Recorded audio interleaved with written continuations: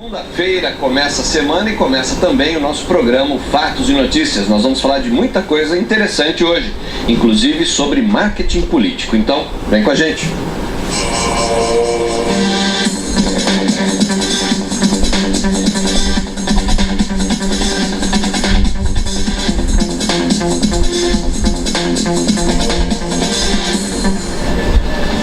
Olha, hoje nós vamos falar também aqui no Fatos e Notícias sobre a importância do marketing político, falar de um evento, um congresso que acontece em outubro sobre marketing, não é, de comunicação e política. Então, gostaria de agradecer aqui novamente com a gente o Adolfo Queiroz, ele que é o coordenador do Politicom, e o Daniel Lázaro, que é marqueteiro político. A gente vai falar um pouco mais a respeito desse assunto hoje aqui. Então, Adolfo, muito obrigada pela sua participação, mais uma vez aqui com a gente. Bom dia. Bom dia, Ana. Bom dia, Bia. Opa. Daniel, você também, obrigada, viu, pela participação. Bom dia. Bom dia, Bia. Opa. É isso aí. E sobre esse assunto, a gente vai conversar daqui a pouquinho, depois do nosso intervalo, onde a gente volta também com outras informações. Fique aí, a gente volta já. De volta, Fatos e Notícias ao vivo, nesta segunda-feira, dia 23 de setembro de 2013. Ao vivo até 15:01, pode ligar, pode participar aqui conosco, 3404-5655. Fatos e Notícias, tvjornaldelimeira.com.br. A gente vai dar início agora à nossa entrevista sobre o marketing político. Aliás, antes da gente entender a importância dos candidatos, né, se prepararem para as eleições com o que chamamos de marketing político, queria saber do Adolfo, né, para a gente entender o real sentido dessas palavras. O que é o marketing político, Adolfo? Não, o marketing político é um conjunto de ações que você desenvolve para vencer uma determinada eleição. A comunicação política é uma parte do marketing político. Dentro do marketing político estão as alianças que você precisa fazer para vencer a eleição, estão as orientações legais, você precisa ter na equipe um bom advogado, não é? Você precisa ter um bom contador para controlar o fluxo de dinheiro que entra na campanha. Você precisa ter um bom agenda, um sujeito que te leve para lugares precisos todos os dias, né, em momentos importantes. E você precisa ter uma excelente equipe de comunicação, não é? Quer dizer, hoje, com a presença da televisão, da internet, do rádio, dos jornais impressos, das revistas, né? Fora as outras ações que você tem, a distribuição do santinho, os comícios, os contatos, as visitas pessoais, né? Então, digamos, se a gente pudesse usar uma analogia, o marketing político é como se fosse um guarda-chuva, né? Debaixo desse guarda-chuva, então, você tem a comunicação, você tem a legislação, você tem o dinheiro e, especialmente, você tem as alianças partidárias, né? Quer dizer, no nível nacional, o PT e o PMDB estão juntos. Agora, aqui em São Paulo, você tem outra realidade. Em Limeira, você tem outra realidade. Em Piracicaba, você tem outra realidade. Então, em outras cidades brasileiras, às vezes PT e PSDB, que parecem inimigos, estão juntos. Às vezes PMDB e PSB, que parecem inimigos, estão juntos, né? Depende um pouco das circunstâncias locais, né? O que a gente percebe muito, assim, às vezes quando chega nessa época de eleição, as pessoas começam a falar, mas tal candidato tem bastante dinheiro, a minha campanha é pobre, eu não consigo ter a estrutura que ele tem. Mas mesmo com pouco dinheiro, se você souber se organizar, fazer um bom marketing político, é possível aquele que está em último lugar vencer uma eleição, né? Olha, é difícil trabalhar sem dinheiro hoje numa campanha nacional, né? Só para você ter noção, Biajone, ter noção, as últimas campanhas para prefeito em São Paulo, os números anunciados como oficiais para a campanha do Haddad e do Serra no frigir dos ovos, cada um deles gastou em torno de 70 milhões de reais. 70 milhões de reais. Só o João Santana, Biajone, ganhou, né, pela sua competência profissional e tal, ele recebeu do Haddad 23 milhões de reais, o marqueteiro que cuidou da campanha do Haddad. Então, como nós estamos às vésperas de uma eleição presidencial que tende a ir para segundo turno, então você multiplica esses 70, 80 por talvez umas 2 ou 3 vezes. Talvez gastemos aí em torno de 200 milhões de reais para uma campanha bem sucedida, né? Por que é cara uma campanha? Porque, especialmente campanhas de nível nacional, ela precisa muito de recursos, ela precisa de muito da televisão, ela precisa muito da internet. As equipes do Serra e da Dilma na eleição anterior, só em termos de jornalistas, cada equipe tinha em torno de 300 a 400 jornalistas trabalhando para o dia a dia da campanha, né? Imaginem os salários, o nível de dedicação que essas pessoas têm que ter. Então, a parte de comunicação, ainda hoje, apesar da internet favorecer, de ser uma facilitadora que diminua os custos das campanhas, ainda o que prevalece na decisão é o jornal, é a revista, é a televisão e é o rádio, né? O rádio também tem um papel estratégico importante em campanhas de grande porte, governador, presidente, prefeito, né? Em campanhas menores, para vereador, deputado, senador, os veículos de comunicação também são decisivos. E essa proporção, esse impacto se altera conforme o tamanho das cidades, né? Então, uma coisa é fazer uma eleição em Limeira, que tem 2 turnos, uma coisa é fazer uma eleição em Campinas, que tem 1 milhão de habitantes, uma coisa é fazer uma eleição em São Paulo, que tem 10 milhões de eleitores, né? Então, em função, quanto mais gente você tem, mais a comunicação de massa funciona. Quanto menos gente você tem, mais a comunicação informal é que funciona. Rodolfo, aproveitando que você está falando sobre campanhas e custos de campanhas, né? Existe uma discussão muito grande nesse momento que é sobre o financiamento público de campanhas, né? Que aí daria uma nivelada no negócio, quer dizer, o camarada não pode usar o dinheiro próprio ou dinheiro de empresas que doa. É claro que a gente sabe que ninguém dá nada de graça. Se a empresa doa alguma coisa é porque ela tem algum interesse daquele candidato ser eleito, enfim, manter o status quo do negócio. O que você acha dessa história de financiamento público? No final das contas, o próprio eleitor é que vai financiar a campanha dos candidatos? Olha, Biagione, eu acho que o discurso sobre financiamento público, como a gente diz lá em Piracicaba, é conversa para boi dormir, né? Quer dizer, não funciona. Os políticos não querem um financiamento público. Por que eles não querem um financiamento público? Porque todos querem se reeleger. Ninguém vai fazer uma legislação hoje para se penalizar, né? Para perder a eleição, para vir um concorrente, para mudar um cenário. Então, me parece a discussão sobre financiamento público mais uma cortina de fumaça para iludir o eleitorado, para a gente perder tempo, mas enquanto as regras do jogo estiverem sendo feitas por quem está no poder, ninguém que está no poder quer deixar o poder, né? Os partidos querem continuar se elegendo, eleger governadores, prefeitos, e infelizmente para o modelo que nós temos hoje, o financiamento público não se aplica, a meu juízo, né? Quer dizer, há pessoas que o defendem. Agora, entre botar 200 milhões numa campanha presidencial em comunicação e botar 200 milhões para construir casas, hospitais, escolas, é evidente que a minha opção é que esse dinheiro vá para serviços públicos, né? Mas, a meu juízo, é uma ficção científica esse assunto. Agora, nos Estados Unidos, né, Adolfo, e até o Daniel também pode falar um pouco a respeito disso, nos Estados Unidos o sistema de financiamento das campanhas é misto, né? Ou seja, tem uma parte que vem dos cofres públicos, mas os candidatos também podem receber doações, mas o processo parece que é mais transparente, né?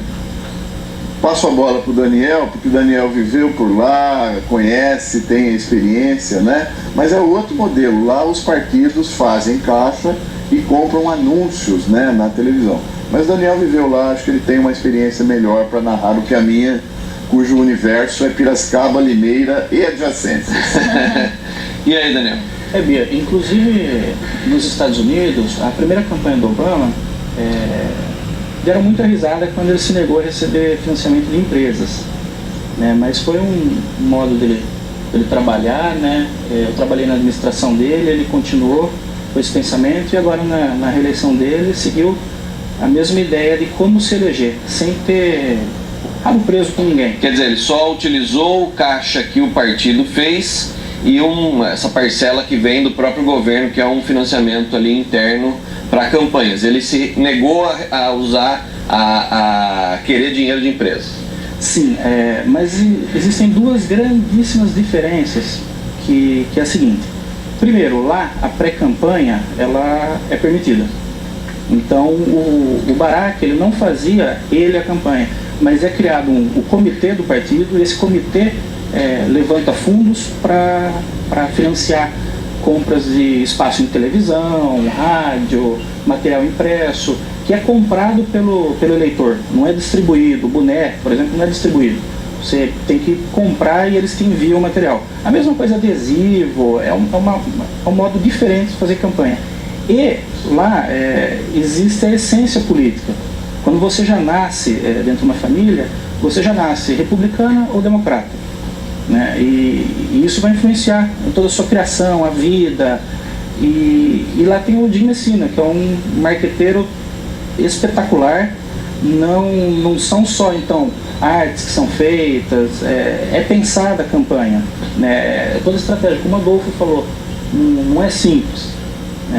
Aqui o pessoal, faltando um mês para poder começar a fazer a campanha, que o cara começa a correr atrás dos marqueteiros, né? Mas é como você planejar o seu programa aqui todos os dias, né? Quer dizer, se não houver uma equipe por trás de vocês dois, né, para apresentação, é muito difícil trabalhar na base do improviso. Uma campanha eleitoral, ela tem que ser pensada pelo menos um ano antes, né? Quer dizer, o que aconteceu a semana passada? O governador de Pernambuco, Eduardo Campos, deu o pontapé inicial. O jogo, objetivamente, da sucessão presidencial começou a semana passada, quando Eduardo Campos, governador de Pernambuco, brigou amigavelmente com a Dilma e com o PT, entregou os ministérios, essa coisa toda, e ele deve sair candidato a presidente, né? Então a Dilma provavelmente não teve tato, não teve feeling para segurar o PSD na sua base de apoio. Então hoje ela deve ficar circunscrita a PT e PMDB, que são dois partidos fortes, mas aí, Biagione, pode se repetir no ano que vem, em sendo viabilizado o partido Rede de Sustentabilidade da Marina Silva, a mesma estratégia eleitoral que nós vimos na cidade de São Paulo ano passado. Quer dizer, vem um Haddad desconhecido, vem um Russomano com apoio de igrejas, vem um Chalita, também uma pessoa razoavelmente conhecida, né? E do outro lado o Zé Serra com a Soninha com poucos votos, essa coisa toda. No segundo turno os três se uniram contra o Serra e ganhou o Haddad, um desconhecido. Esse mesmo veneno que o PT ajudou a construir quimicamente na cidade de São Paulo pode se voltar contra a Dilma no ano que vem. Se o partido da Marina vier, indiscutivelmente nós já temos segundo turno, Dilma e Marina. Só que o Aécio e o Eduardo Campos, se eles penderem para o lado da Marina, a Marina será a próxima presidente do Brasil. Se o Aécio vier para a Marina e o Eduardo voltar para os braços do PT, o que eu acho pouco provável, né? Então provavelmente a Dilma vai ganhar ali também no sufoco. Mas nós vamos ter uma eleição diferente e o jogo já começou, né? As equipes de comunicação já estão montadas, as pessoas já estão trabalhando para viabilizar esses 4 grandes candidatos que devem disputar a eleição presidencial ano que vem. Quer dizer, quem realmente aparece, quem realmente fica aí disputando de verdade os cargos, principalmente os cargos maiores, é quem se programa, quem começa já um ano antes a ver que tem eleição. Com certeza, não dá para improvisar.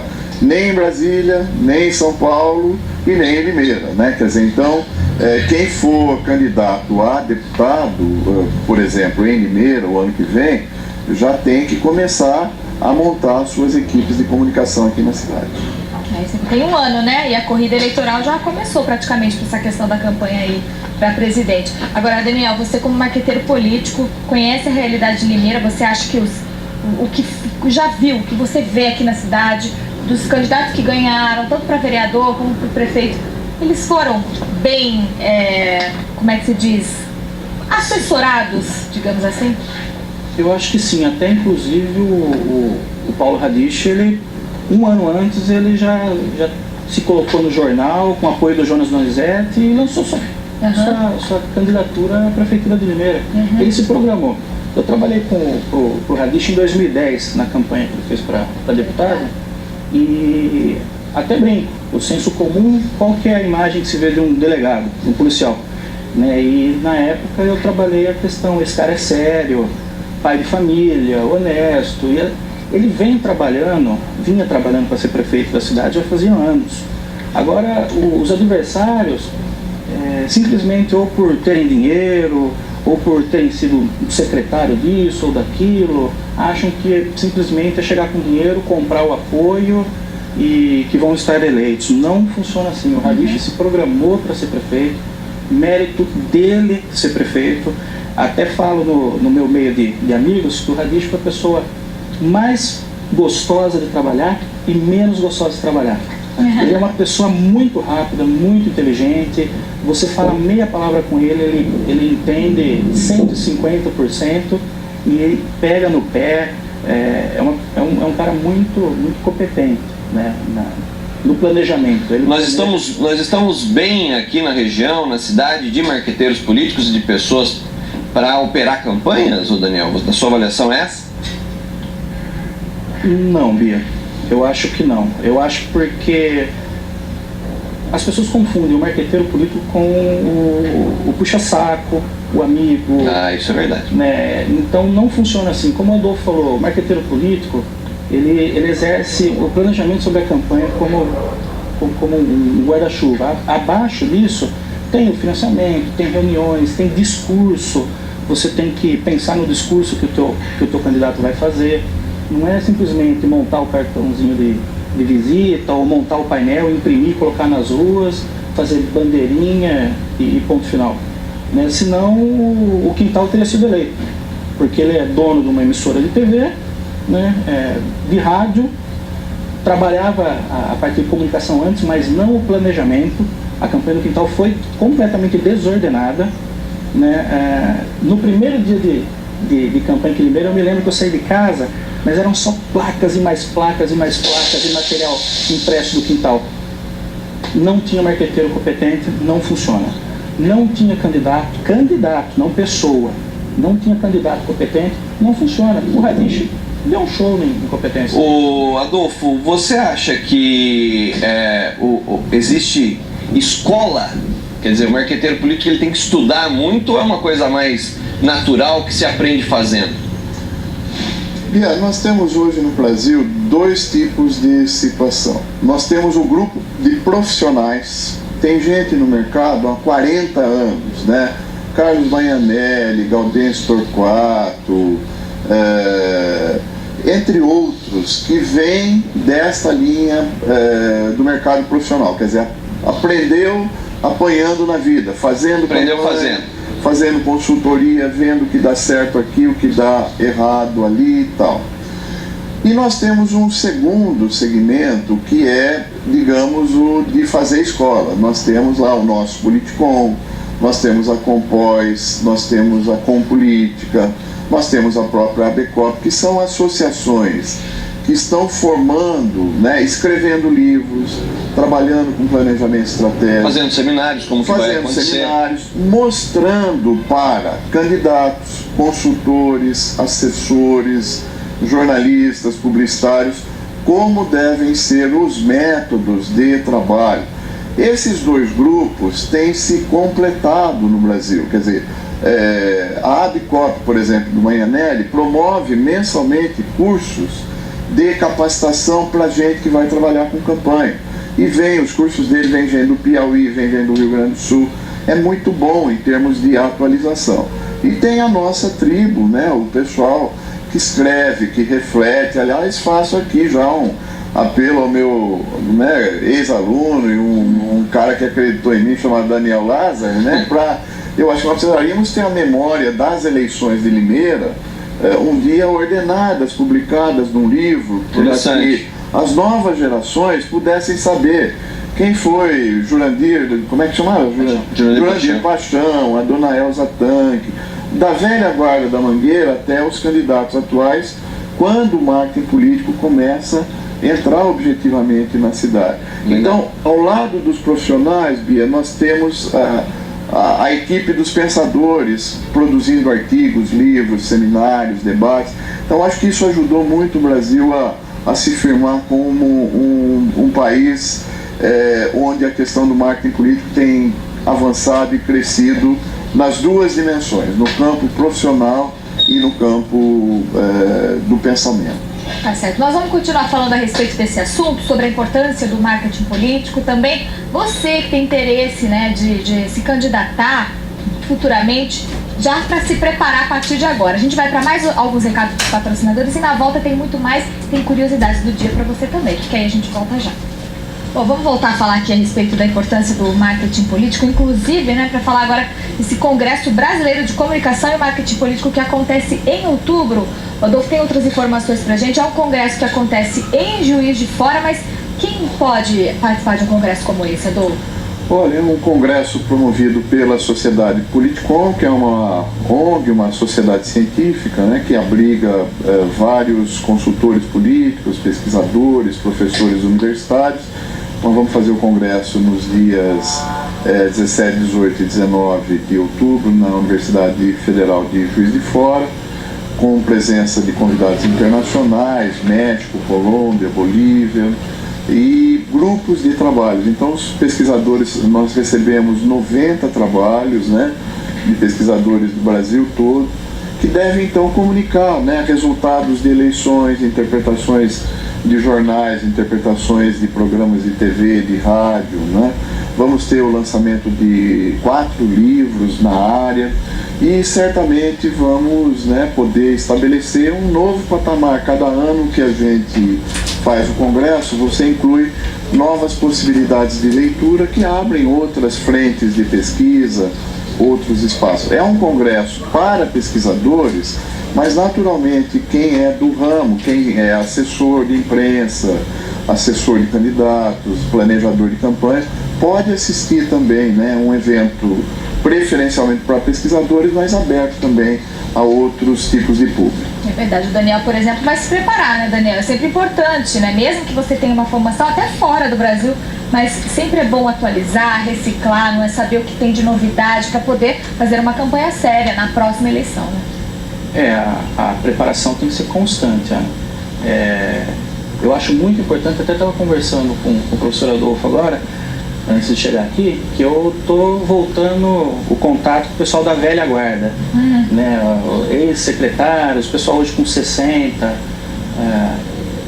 e poucos anos, conversando, saber como que a política era feita antes, porque ao meu ver a política no Brasil hoje é feita da maneira errada, ela se profissionalizou, as pessoas estão buscando lucro, até perguntam para mim, por que você voltou dos Estados Unidos para cá? Se eu fosse jogador de basquete, eu ia querer jogar na NBA. Eu sou marqueteiro político. O país que mais se ganha dinheiro fazendo marketing político é no Brasil.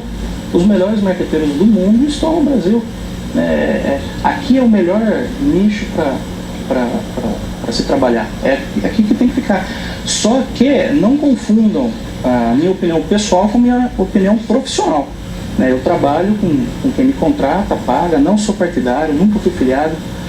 Não acredito no partidarismo brasileiro, tá? Eu acho que o político deve ser político já de berço, ele devia nascer já pensando no bem da população, não no bem do próprio bolso ou do grupo que apoiou ele. A gente vê cargos comissionados hoje, tanto na esfera federal quanto estadual e a municipal, eu vejo hoje eu acho uma vergonha o que tá sendo feito nas prefeituras do Brasil, não se deve colocar amigos, não se deve colocar apoiadores de campanha. Eu acho que tem que ser mantida a forma correta de ser feita. Eu acredito que tem que ser colocados técnicos nas áreas. E como a farmácia popular que a gente viu agora, pelo amor de Deus, eu não sou prefeito, não sou nada, eu não tenho experiência política. Eu sei que é só colocar mais um comissionado que seja para ficar de madrugada. A população precisa de remédio. Não me importa se o cara é branco, negro, alto. Esse ponto é um ponto interessante, Daniel, que você tocou, porque até queria saber também a opinião do Adolfo. Nós estamos nos minutos finais do programa. O marqueteiro político, ele pode se recusar a trabalhar com um candidato, ainda que o dinheiro, a oferta seja boa de dinheiro e tudo, por não concordar com a postura política, a postura ética do candidato? Olha, Bianca, o problema é o seguinte: eu não faço porque eu não gosto da sua camisa azul Campinas, mas o Daniel gosta e ele vem logo atrás. Então é um mercado muito competitivo. É que nem médico, né? Quer dizer, eu fui a um médico e esse médico comigo não deu certo, mas com você deu certo, né? Então é evidente que se eu tenho, como disse o Daniel, nós somos profissionais, nós atendemos gregos e troianos, né? Então é evidente que se eu vier a trabalhar com um partido com o qual eu tenho identificação, provavelmente eu vou me sentir melhor, né, do que se eu vier trabalhar com um partido no qual eu não acredito. Verdade. Bom, eu gostaria de agradecer então a participação do Adolfo Queiroz aqui com a gente, também do Daniel Lázaro. A gente está falando um pouquinho mais a respeito do marketing político. Por quê, né, gente? Porque agora começa aí a etapa da campanha para presidente, governador, e a gente vai falar um pouco mais a respeito desse assunto também nos próximos programas, para orientar tanto, né, os candidatos a também a população a como escolher o melhor candidato, mas a gente tem muito mais assunto para abordar aí nos próximos programas. Então, Adolfo, muito obrigada pela participação. Sempre que tiver novidades, pode contar com a gente, viu? Obrigado a vocês, um abraço. E você também, Daniel, muito obrigada pela participação, viu? Obrigado e participem da política. Leiam. É verdade. E assim a gente encerra o Fatos e Notícias de hoje, né, Bia? Ótima semana. Pois é, Ana, ótima semana para você, ótima semana para todos que nos acompanham aqui no programa. Amanhã estamos de volta. Tenham todos uma excelente semana. É isso aí, muito obrigada pelo carinho da sua audiência. Amanhã, então, a partir das 11h30, mais um encontro marcado aqui no Fatos e Notícias. E nós, é claro, contamos sempre com a participação de todos vocês. Excelente semana a todos, ótima segunda, fiquem com Deus, até amanhã. Tchau, gente.